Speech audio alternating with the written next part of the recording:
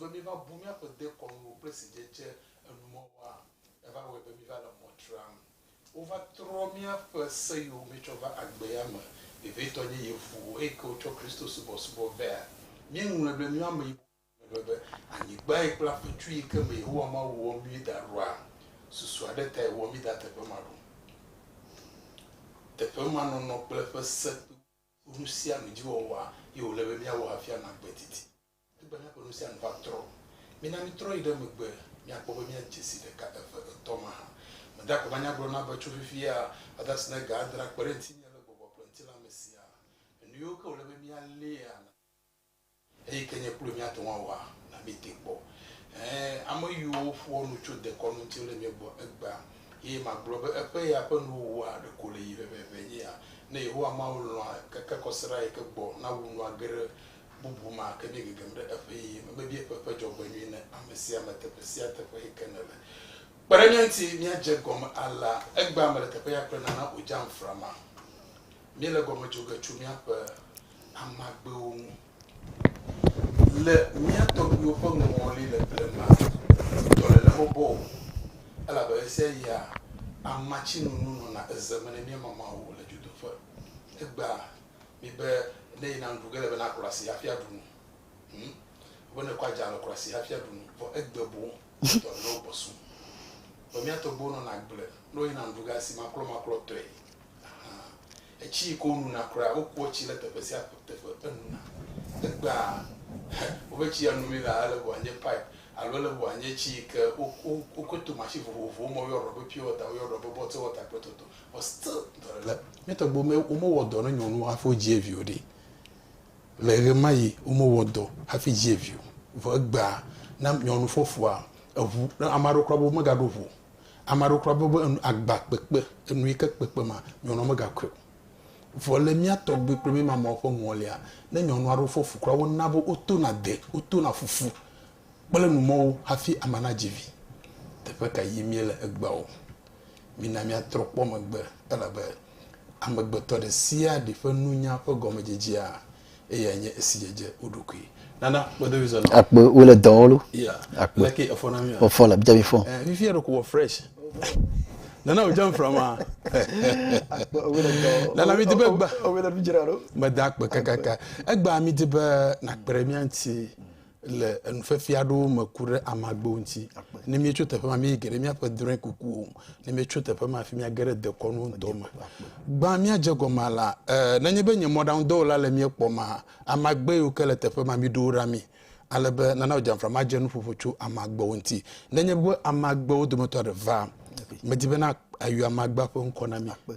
ale be dɔléle yi ke amagbe mawo dana ya zɔ amagbe ya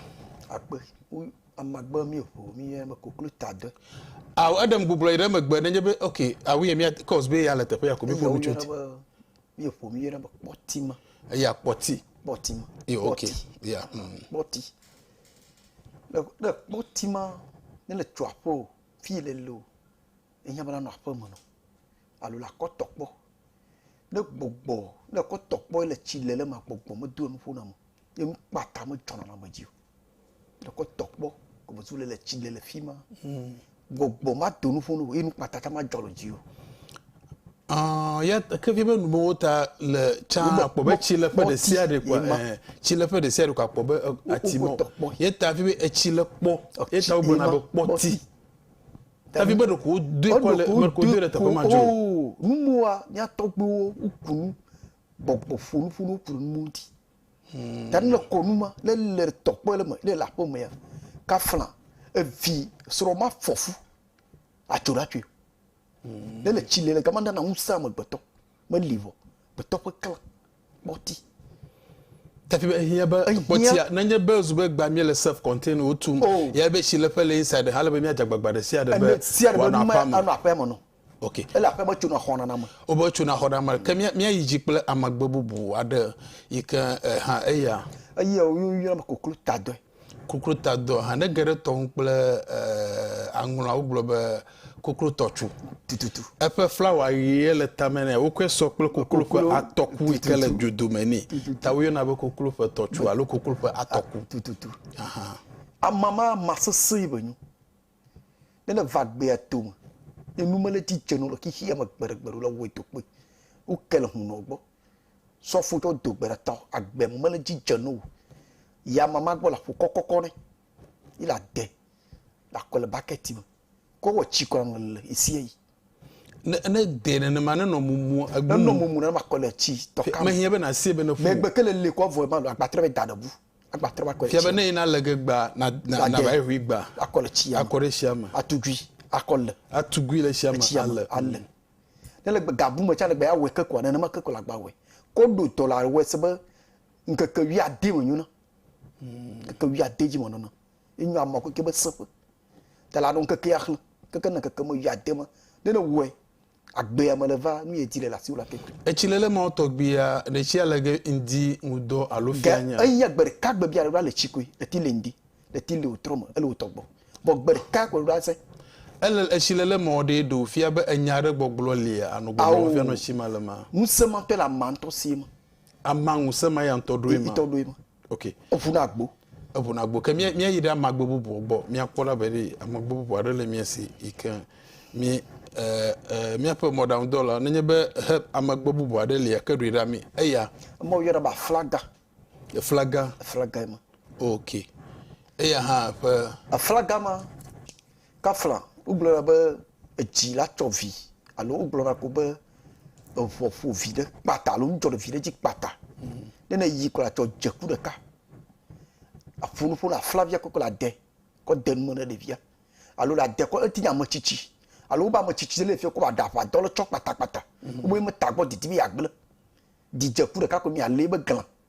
miati fe le tsi me akpe ne manu alo miati ko de nu me ne fara zereka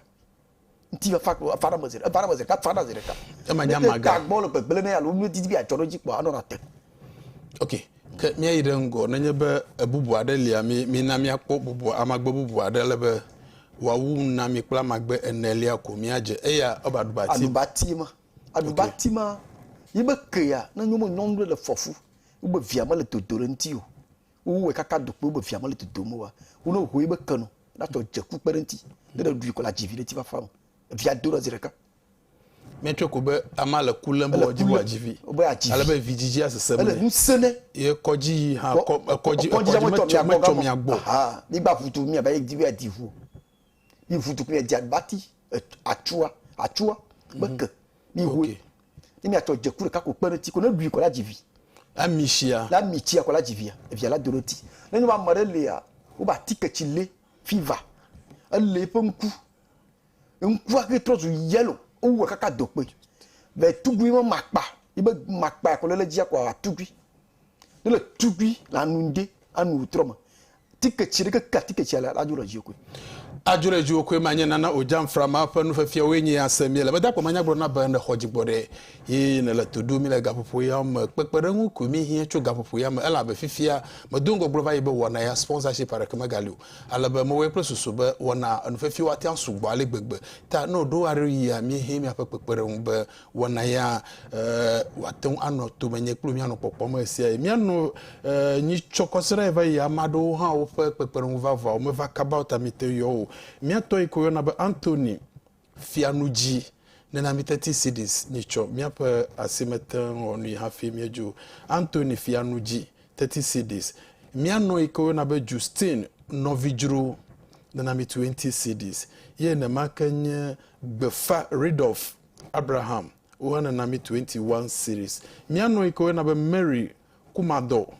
na mi 10 cities ye na makanye Alavi Florence Makafi miano Alavi Florence Makafi wana na mitenga na cities ye na makenya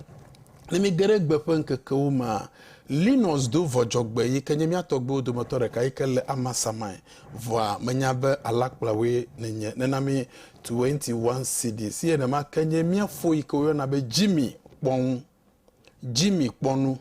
Jimmy miano via abeke wana eje goma ye no kpoma sia yivo ye mekpere miantipo ta enami 200 Ghana cedis e ebe yecho anwolo afiade nyigba fianwu gbaja va amasa mai wole ta efo meda kpekaka be yepo konye Jimmy Kponu ye na makanye miato ike oyo na be Wilson Doji ike no achimta fo gbogbo vo fifia na le ho le dowom agbakope vijije nenye na mi 25 cedis ye miano ike oyo na be David Benku special kufuridia enele ye udopel Legion Hall etere Legion Hall nti alo backlist nti 50 Ghana cedis ye no kodwalo wona egba kemia fo ike oyo na be Tobo Courage Koblan na mi 21 cedis ye Frank Kumuzi we as bamba hohwe na nyeta echo anglo we vakufridia enele na mi 20 cedis manag befia nyemia no ikoyo na be Cecilia do amakpo jojawe na nye vo anele kufridia wa sekle nkrakan mebia yehowa ma op Christmas ye memie gagamra pa jogbanwi na amesia maveve to miatogbi evado we kanya miatogbi ko na be kplom yeah miatogbo ken Salum Akplom bele ojuku ameveya ehoemiele yehowa mawo na mi agbedidi perete pe kemie do nti nana mi gbova mi agere drekuku me pe gbogbo menyawo amado no gbogbo be yo nana ojamframa po number na mi ele yo ma mi yo ne kabakaba egba majibore hogere nti alebe gbogbo manu sianu ikele fudamu lawa owe yo nana ojamframa aforo for the side kelia aduge now le drekuku ma mi kpona drekuku amaro lia se ikubi ole drekum amaro li okpona drekuku fo drekuku ikamenya be gbogbo ma do la wa lo mu do la zikidia ono no fom 20 a be je ma bia ogba na yebe amade kudre yeko le gbododo wo mle drekuku ma alo ama kudre evijiji alo ama kudre esrode de enu toya na mana no dre kumku amare na no dodonkla alo ye na no dodonkla made ama kudre na no vijim alo ama kudre na no srodem le aloma enu yo no kawe de fie katobi onye le dre kukumo beto economy va pe to o ji va pe to mari le so fodi no be so fodi a de du kono so ndulia baduni apeto ko ki va pe ya me simple pour ndule nyo kono wala le du so yele le mo wa mo no ta anu o mo vula le ntio bon por ko pela ki do agba o agbele to mo no ene ma le du ma ta amare pe ke la ku tere pe bla vaji ko ibe sia adu kono sia no ma na sofo hunno o meti woni mu wa amoyu nyu azo lo wusi ma mi hunno ko pe daji ene yi ma mi hunno bola yo se wa baba mi le nyu korea la gble no amenye ma mi si wu ko lati won bobona ke fi be nu mo gblon amagbedo wala no bi e do plan do na fa wa tike no ma ya wa tike no mo ko senti nu mo bete mo ko senti ben na ma de ba yo so a oblo ko adu anya so yo ko se ki fa gbe to mo do aye be ne ma di le nti wala glo ba di le nti ko nu ya no ko ne nya be glo no jiro nu ko bo be ya mo la kutere bu so ta fi me gbora ni mi ase gomenua amoyo nye huno ke ajelosi ko do mi wu ko pele ma misi o avo wo ko te dana no wu ko dana doma azeya na dozame gbogbo ja va gboga mama ko azeya no pele khwam le gbogbo va ko le de ne balema ko abien mi be ti chogbo ko ja sine ko aze to ema ta be amoyo no drama kubo do don plama la nloma prototo no mo kata mo ma amagbedo wala no gbogbo be nu bete nu ma bete ko senti nu yamu se de ka ko paso ara si dare ji gbedura to be kai do ba nu ko senti nu ya mo bebele be mo la ni pe ya jamar kala ti ke be le gbogbo ma ba le ko sofo dasi la meji adugbo la be gbogbo no do out nu mo ko senti nu re magique mo nu ko senti mo no ko senti de lo homo no nu mo la ni pe yo na gbogbo von odo na ra mama Torgbui e kwa pe ya mi le de ya te fofo a che dada ko ba hokiki ajera da fi alapata to ba hokiki esema kan bo nya ma yo gbogbo ori ma duro mo gbogbo ma le jasi hafi ato yo gbogbo ara na do a fi be ja gbogbo ma la so bodu rakpo gbogbo ibanyu le mo ka bi ma ti we mo ne no gbogbo le mo ne ma la si yo mo wi la gbele ke fi be nu mo ikan amagbedo wala opele hu do ra va no tv ji no mo be na nya be nu ya wala yo gbogbo adole mo kwito mo le bobo ne mo mo ko amo babele nyu mo amo yo ti wo da nu mo ule bo nyu hu no do aba no ele teleji ano blo alakpa nyu yam alakpa amade ikano drekum akpoko close koklo view lanloma de fie ka Torgbui wonye ne pono mu la pe ya me tu la pe unti agbo danyu ne avo san bo no ne pepe ke la wala yin ba ji solo seji le solo sie ki ba seji quoi ne pepe ke la wala ji no ne le yambe le kokolo vi pour la no quoi zolo ki ba seji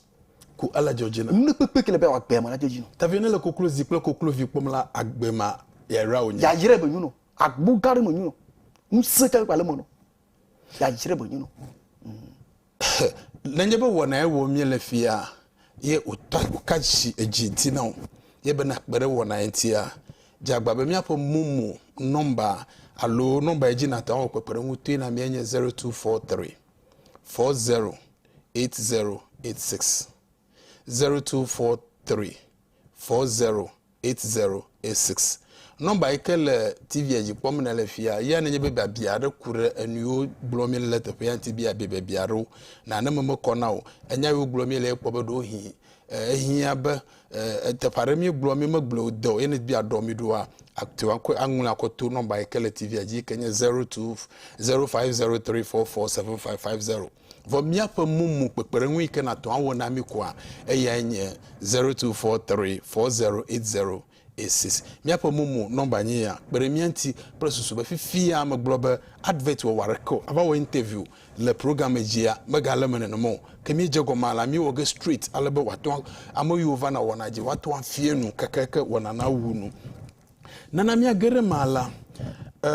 amado no boblo zigere be ne yoku dire kwa yo mu no dire kukulu abre aglonyam adunti vive amo still ganu be bi obene yoku dire se ko yo mu no dire kukulu abre nene dire na mu body nu ya se wo le mo wa do be body o yin ne bela de fian magbona nenye be akudire efe be cycle wo mo ye do wari duna nu yi mo we zon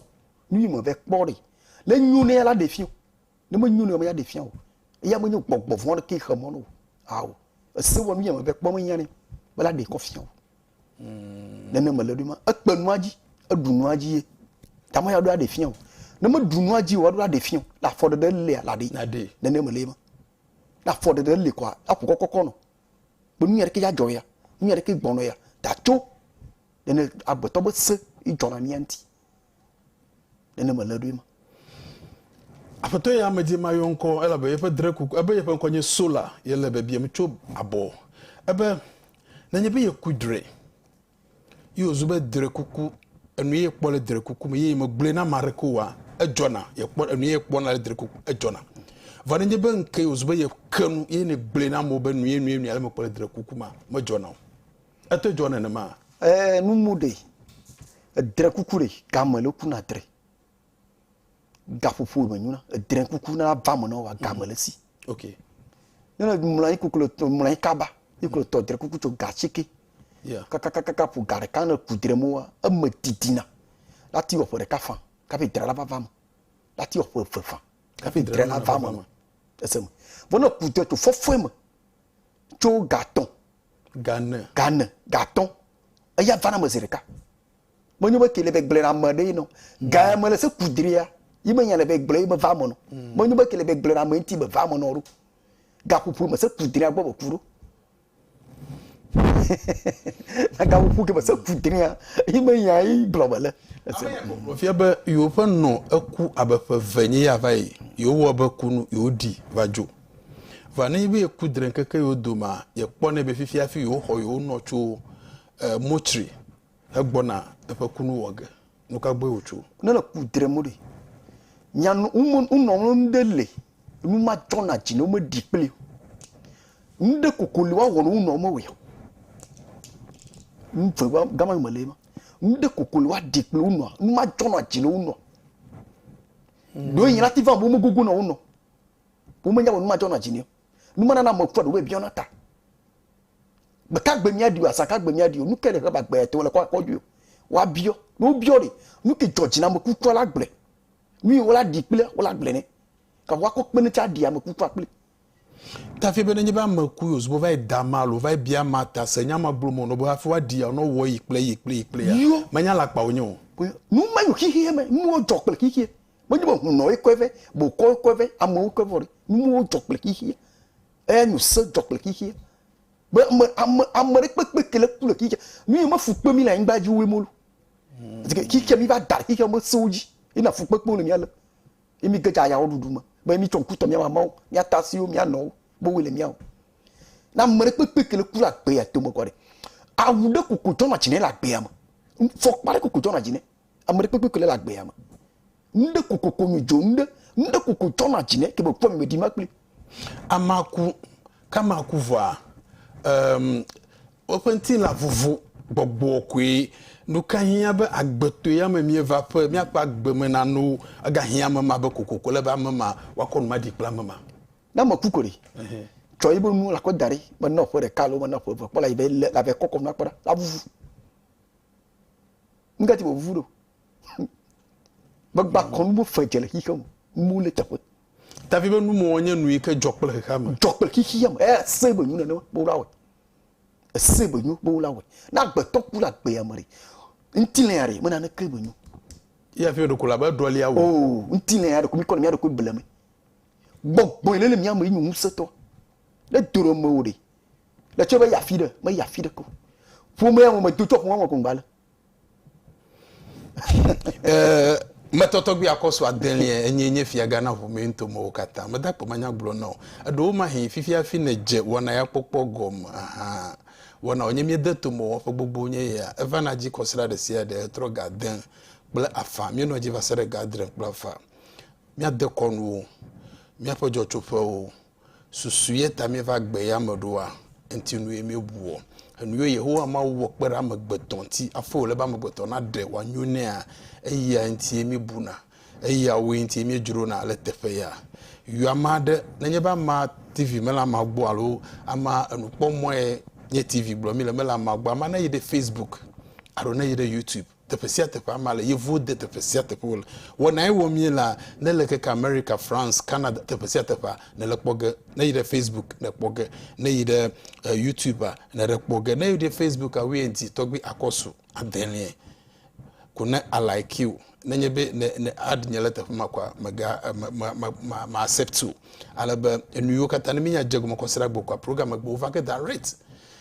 you amare na mare ha na you amare no pepere nwu ikeja wo ha pere mianti do ma he ka mi je wona ego mafia pepere mianti po wona nya no popom na no fifim no fifia amopo complain be afi wona na yija me no fu gbogbo ano interview won prototo yo mo va no na na kepo mo fifia interview over there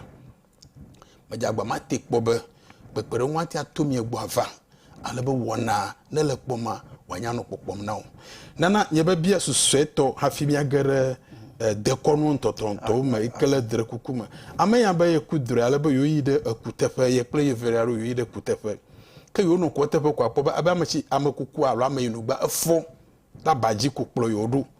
alebe kplo yodu yo kata yo si vo aye ba ipo ya sika eyi alebe ka amakuku kplo yodu aye titira bukuku kplo le ya la sikwe kwa amakuku agbubloju yide magbe dre kukuma hanu kapa de fi onyo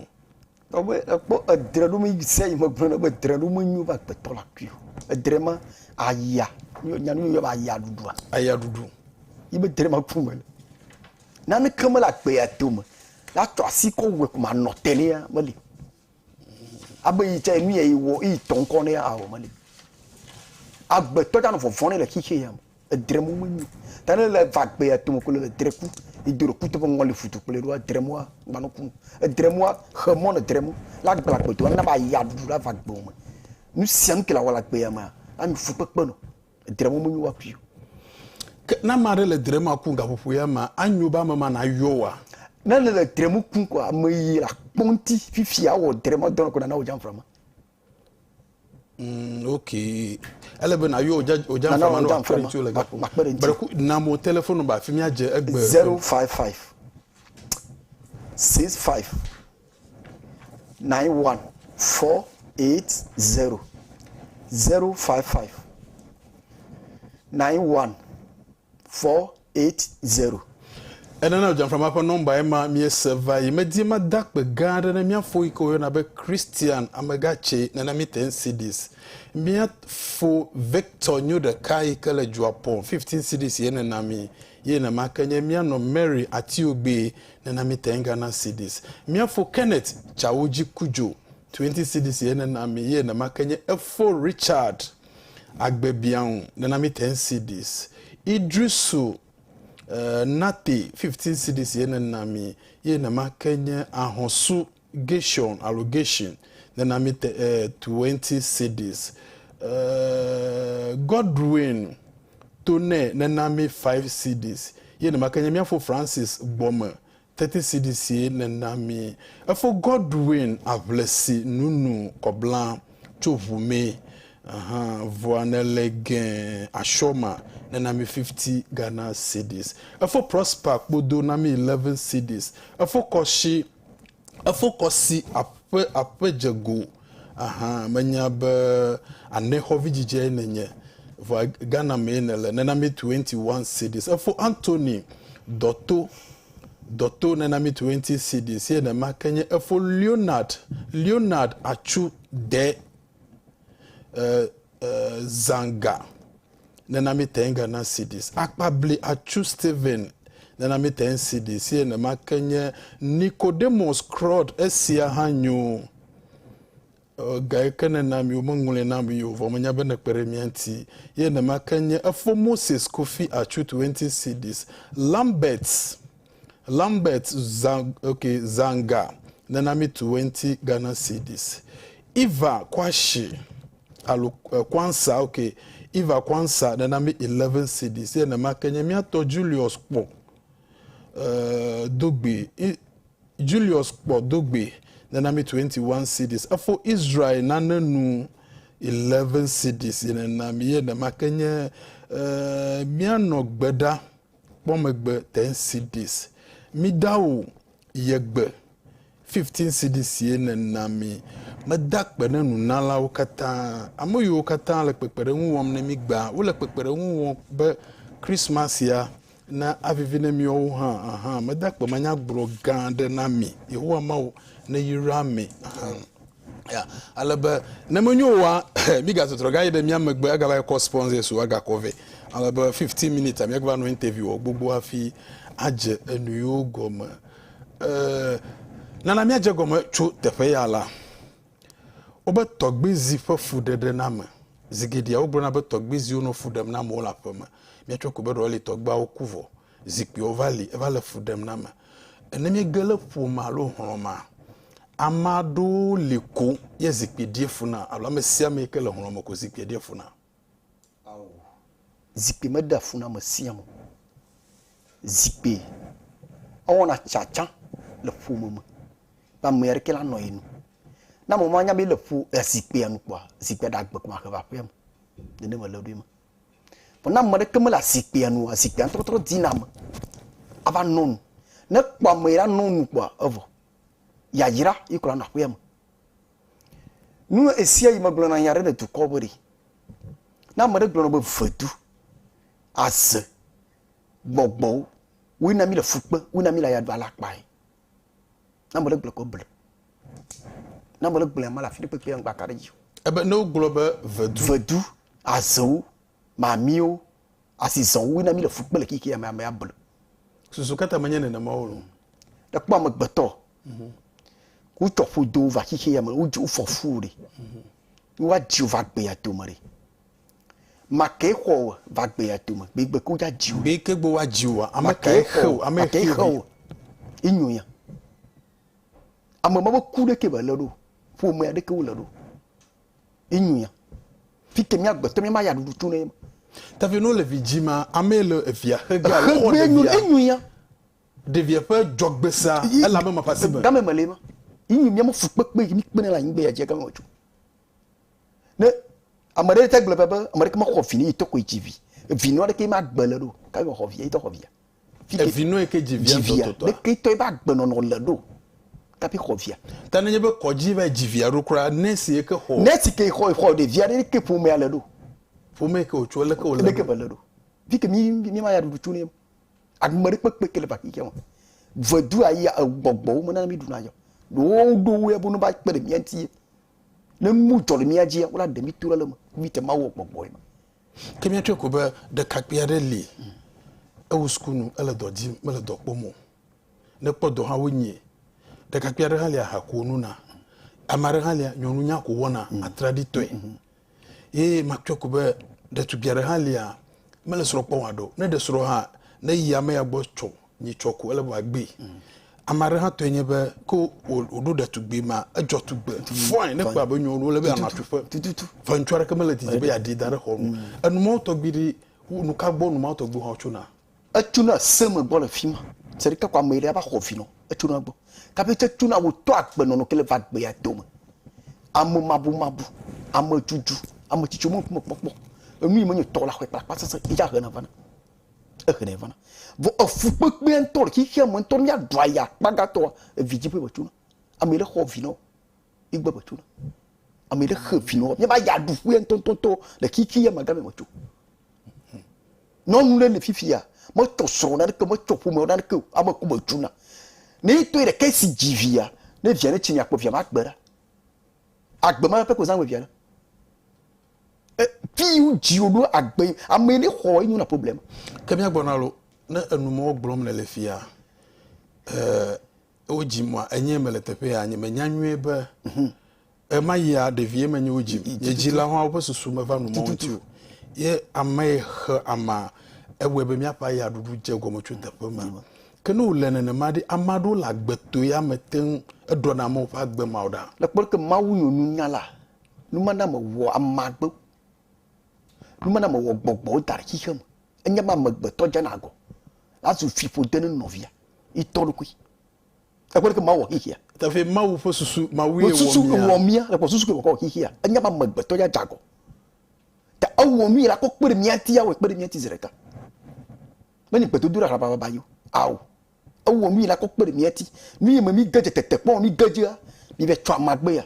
gbogbo ele na nya be nko na wie ko la va do ju la mama sima e pere ke mawa wo hihia ne mawa wo hihia ta ne mo nya magbe yi wa ko le chino if you put dey amera ba ko via ne mo nya ma magbe me le no ko fo o dura le ntiu ala ba magbe to de dia ntiu susu ye tamanya bia mnyobedi mio hu do la do wa pe o sofo ado la wo use advantage ko le gahom la mo aussi atradito ela be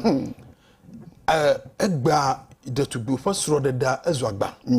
amaro le won to fa gbe no no yi ma tututu o ko ro ko iji alba nchulo vombe ya jahi wa ha va maro ha le onye gbogbo kwa po be hu do wo la yo amagbe do wo la yo pe o sofo wa wo advantage yusu ema be na mo no va wale shina wakoma wawokina do fia be amagbe mo fefie pretoto do fia be musema ela marosia manya me pata si mu lolo amagbe amare tu be sore esema monu amagbe pata sore amagbe anyiro amare lia okwa amagbe to fa pe atom anyu fomanu o togbe wa atoma ko wona asu fomanu amaru to fa pe ama gbogbo ko bi e be fi amagbo mamu e pe na manti le kike e mo nya mo se mo kra nyu hu no mo se mo kra nyu nu wala kra to ko be yigbo le la gbo do ma bugbo nya mo se mo gbo yi na be yi nu wo po ku kere la gbe ama ya na du mo na yi hu no gbo na u ji fa gbe ya to ma ama le ko vi no na mu se ma le hu no asia na wo e bo nu ko vo nti ufa bona unsema mala siwa la ti voduma ba be katamu le voduma la ti huna ba huna la wo no vo ne ya ko no ma odo ala ba madu unsema mala siwa unsema mala siwa e va zuba ma ba ble ba hikam ta ke febe gbogbom fudena mo yo kele fudena mo wa menya abale kan ayide amobla ba vodu azeye le fuduna ba no menya nu nyo bo ne mo oh toto mo cheko po mo tuna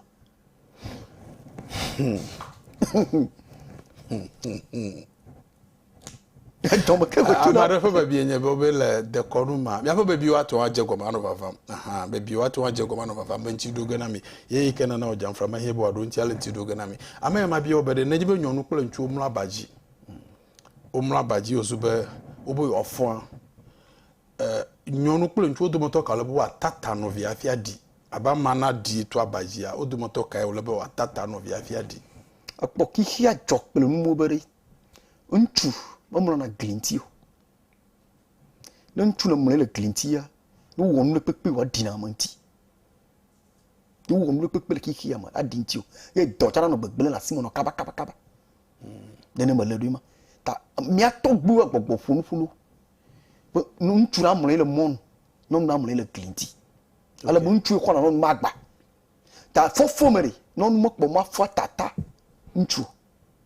no mana ka flan na glabati de omono na batima for dagbe afotopo non na di tofima ma dia tata osoro ne le be ya jivi la gbe ya to mo ne be akpo ma kore e non no be ya jivi vie ne di soro no ikore no tata mi e vie la di kaka ma gbe osoro ma fi de va no le vogala tata mi ha le nubla nanti le nubla nanti ta kore ka ma le do ta nu ma na mi am togbu ko bere nu ma manyu ta omono na batima for dagbe non le fori do dina to na bâtiment a fogbe uma tana tamo soro esro de allo evijiji la gbe ya me de gbefode wonya benenye ba me gbeto de se de fa gbeto ye ma ele ba mama na jivi allo le bena de soro kihia jokpele nu macha kihia akwedem yuko kihia ba me pepe kere ba gbeto ro la jivi de me jivi atu gbegbe ka me ko vi no bo fi o jiro kama gbo metu banya votu banya asei aw na mare be ko bel na mare bel ablo be asei ko mo no votu le khamo na mare vitimo wa tu gbegbe ku ji amele ko fi no gbo tu amaro ha gbona be o tasi we khamo na ko oh mu ala pa ila mu ri amaba bele banyu mu nyu ya gbogbo mi ko dina gale ki kama ko ablama ne le va pe atomari anya godo la jivi ko la de so ko nu mana na le ku ba jivi wa ka fa mi atogu cha o ngena tila pa manam yeah da ko to ma yira do al mi le fa ma do ma agomo jo mi le fa jo tre kude esema ta anya bla pe am le va godo ko anya bla de so la jivi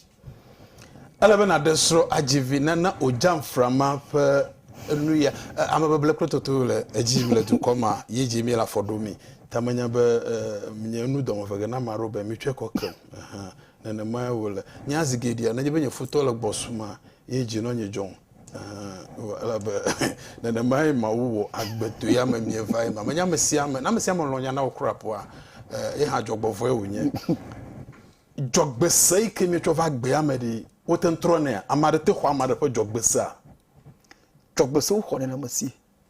lucky que la siwe que na to va gbe bo te kwa o ko na masi le ko to he ne o to ji ko la siwe ko ji va gbe amea ni mana o ji vivi fa na vire me o ji na vivi fa na vi ai susu kata no ji vivi fa na viro susu o da o ji vi e vi fa na vi no bana de kafla amele ko via ne amele ba ko de via kafla agbe atu won bari njawe mo va makenyo me ko na moto ima vi fa de via le makenyo me ko na moto va gbe am ima vi fa de via le tanu ju va gbe atu mo fi mo no plenty va fa mo ko ma wo le do mo no popo ke be va gbe atu mo ri nsere kama gbale siyo ke be va gbe am ya gbogbo wo ko la plenty le kiki am ma we o do revo ke gbogbo ko la plenty agbe ta ibe se ba ko ma ngbe ya ji ya etani to la ti ba hwe etavo to la ti ba hwe de ba hwe ya la ti ntokbo fon de via nu nyina mo ke de via ko ba ngbe ya ji ya la bulu de via ma sim de ne mai ke bo zo na va gbe ya to mo to afo ma nyi ma nya de me la fo de nyiro do da me gbe togbo o la ti ho so nu nyina mo ke ko ba ngbe ya ji ya o la hwe la sio la droya la zo anula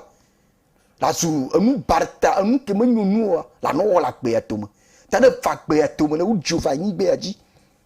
le va gbe ya to mo ko anya ba la bobo do kio le kike ya mo la bobo do kio le kike ya mo gba do kio kokko mo gbogbo le yin gbaji u le mu si anu po gbagba twe be yin mawu le gbe to da ta ne ke ma pe ji o ma enu mo vivi o le do kio si se ni na me ko va gbe ya ma am gbe to la ti ko la si o agbe ya ma kenye be o ho jogbe se la si o vodi musade do le heme be amare ati aga tro jogbe se ma nawa nu mana nu polo le gbogbo macha nyu ise ba mu le kike ya ko wi to na nu mana ma okay atro ko no amare ha pe be enye be oba aba biato gbo no gbogbo m chamba nenye be anya menelia ne no anya o mele be na fafo kokode mlekpujio emleke mo danula ne mi odu obo mo fafo kodare mlekpujio susukata ogule na mado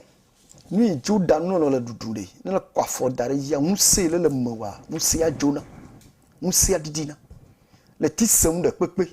muse kele le mwa le ko va gbe ya toma ibo subo muse la siwa muse ya didina keke muse kele le mwa didi ta nanye nchu agogolo be egbon ava yema avazu jonu gbon no itututu le muse le la siwa ko va gbe mo ko la di nu le kike mi atogbo wa hikia funu fukuro nu muntino bo gbe wi fia il va d'asipo numu kiki ina mi le fukpe le kiki ya le nyaba agbe me mi fa ya le nyanu na yovu keke cho konji pe mu ko va agbe ya me le nyaba amono itonu la menti le nyabi fia konji ko le gbofuma o ko gbofum aye odumi le fia tolo le barabara le mi ma gbe mo mi mo amono amade mo ko funa gbo ya amono ta mo te pata o dinero se be chile po mo ko fi fa fa le iko di amono tanu ko amono ko fugbe bia bia senyo ko anji le be jiviaro fi o ko amono be fugbe ka ba fa fa me ya to ma nyata ko ja na gbo mo fa ka ka ko la fule ki ya afo Emmanuel esemia pe gbedodo da Emmanuel aglobo sabla na mi 32 Ghana cedis ye na makanye afo kujo apedo 10 cedis afo Daniel Panuku acho na me 15 Ghana cedis ye na makanye mi ato Ben Willie Agbeji 20 cedis ye na me for Francis Azasu 10 cedis ye na makanye Hose Amajuru na me 20 cedis Wonder Komla Awuja Wonder Kobla Awuja 11 cedis ye na makanye mi ato George Gatogo 20 Ghana cedis afo Thomas Kobla Vigbedo 50 Ghana cedis ye na makanye Forgive Amuzu 2 cedis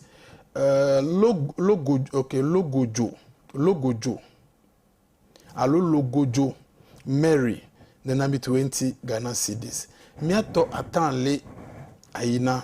21 cedis miano Margaret Aje Boso 12 cedis ye na makanye Afogebre Amuzu 10 Ghana cedis ye na makanye Prophet Elijah Akpolobi na me 51 Ghana cedis afo Eric Kajang na me 10 Ghana cedis akpabo owo yele nyekoma egba medibo ha wo na gere wo aha nyapo no kanya pon fiere gbo na foto bi egbe ha ko wo na gere wo ma yo pon kola be mi gegam de Christmas alaba Christmas edudua wano bobwe nami miapoto e pon kosem na lenye na ojam frama gbogbom do lai wonye na nyebe gbogbom na nelefu dem na wa benamo egba nyento inamo twa bokosera tonye ya be miwie no sia no ikakure gbogbom no ntia edogodo na mi okapo jesinya 0556 591480 ye wie ala nyam troyo ala for the same number ko ewonye na wie kwa no sia no ikolebe na wa ewoge na fa ma wa kpere mi antigba davi mabede gboro na wa foto biri wo na no wo magba ye wo de vi kenya gboro na ojila wo kwemi TV okpo be gba e ha wo na gere wo ma egba na na mi yi ala ame ya ma bia obede obe abo gboro modo na godwe alo pant na nyonu ugbo na nyimloga obo mejebe nyonu na do godi alo pant alo agbote ke odo na fi mlonya mejebe nyonu na doi hafi amlo soropa hajiu le de konu masusu kata ono nyama gblomdo ni susu itano ko na mai na soroba kulo gbowa nyama na mo soro kula mo gbowa odo na goti mlo na yin e susu mo ngoli ma ba dogbo na gbeto la gbe atomia mo nyama la dogoti ka ba mo soro gbo gomo se se ma le sima de soroba de le gbowa ngoli ya abato no funo ne ne maladu ma no mana le mo soro gbo kwa o hia wala dogoti ka pela mo soro gbo ne soro va de le gbo choma ma ti ba do sira gbo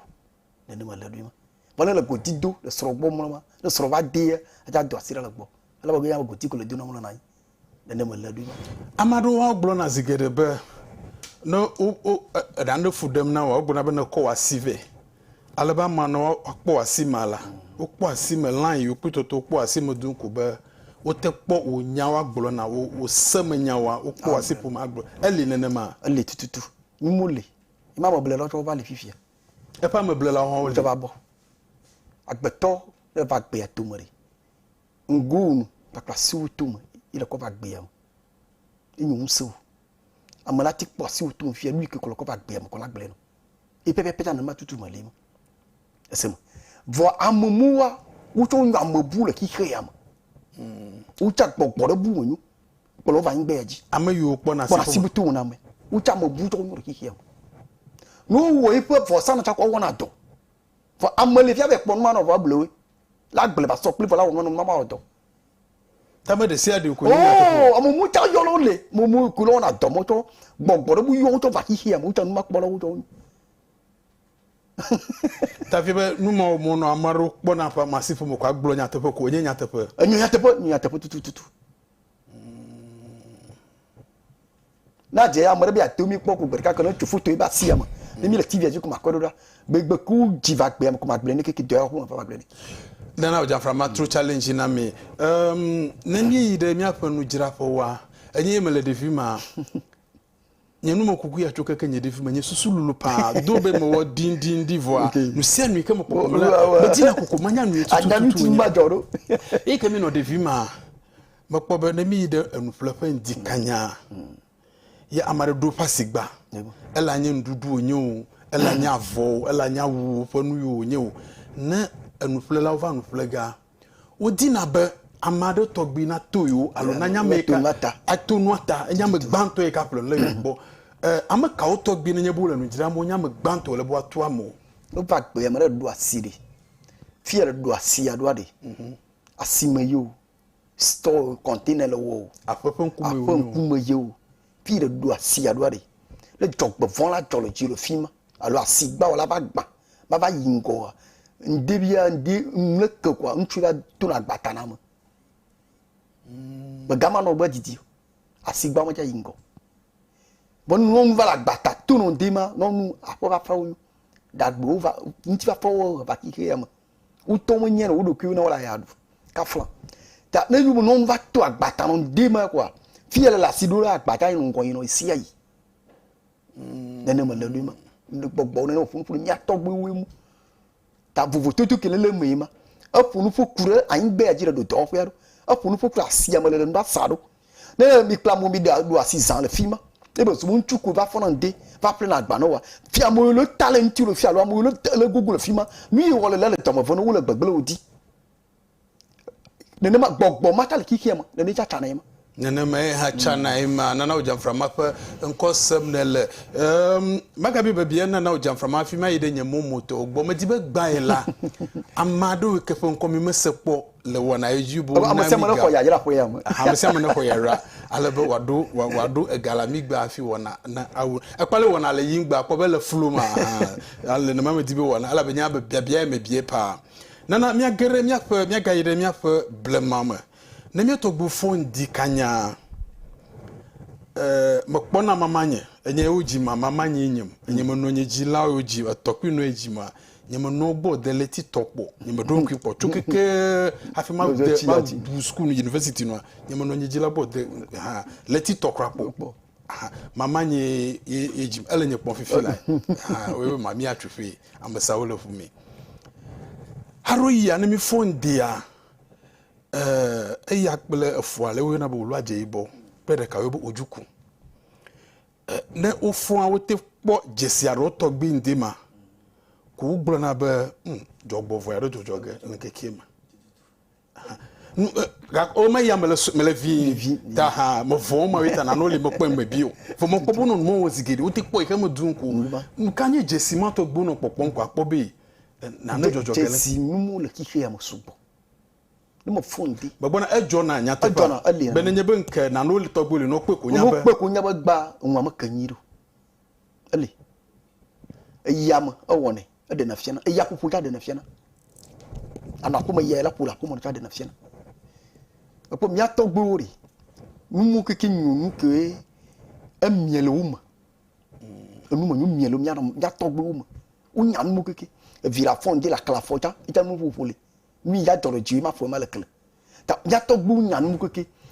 ma ti fo ji ma le fifia mo fonande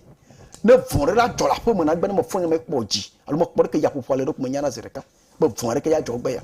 le pomi ta numuwa anyu numu nyu le yantonto mo nyu ba je fo me ya manyu ale ne ya Torgbui ko fono ina wo se nya na ki hiem ba ki hiem gba mi ya ke ya jo agbe ya mi ya ke ma ya jo numu ya Torgbui nya numa e le yantonto bo nyu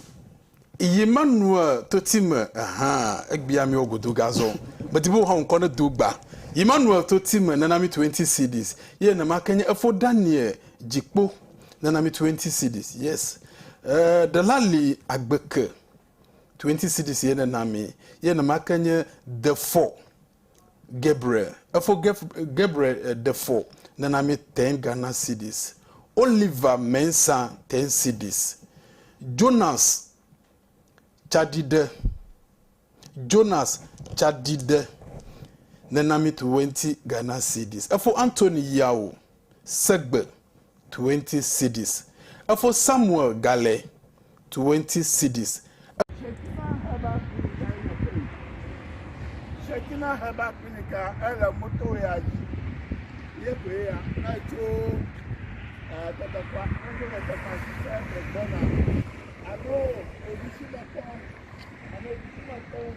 Signboard are green and yellow.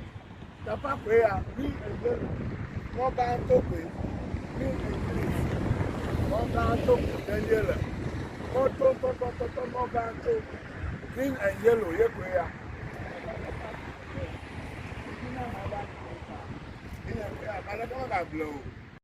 Then we don't. 26. Ah.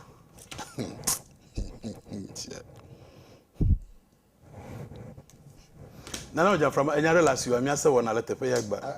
Nya toji no lo le pokpomo le fufude no wa. Jagbala yona na wo jam frama. Amela tu entepo no. Jagbala yona na wo jam frama. Gapopo ye memi la le beble plutôt tuta nenye be na le fudem na le gapopo ye ma yona na wo jam frama. O kapo je signé 02 0550 0556 0556 591480. Dana beti bo nto na ga yo number na mo zreka 055 65 91 480 480. Ema ina na Jeff. Sister Janet Kise na mi 10 CDs. John Badriver na mi 15 CDs. Afo Samuel Gale 50 CDs. Ye na makanye Princess Yesu Koneye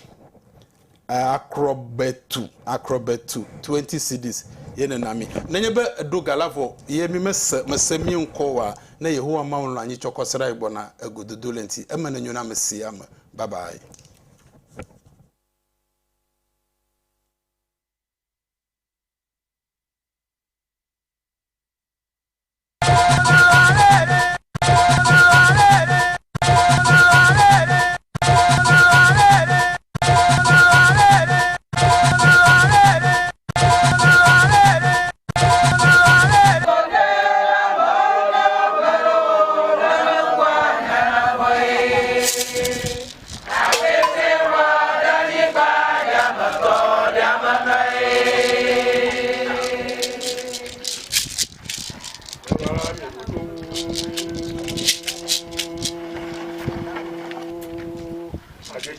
Miro to mi atagbanyaro.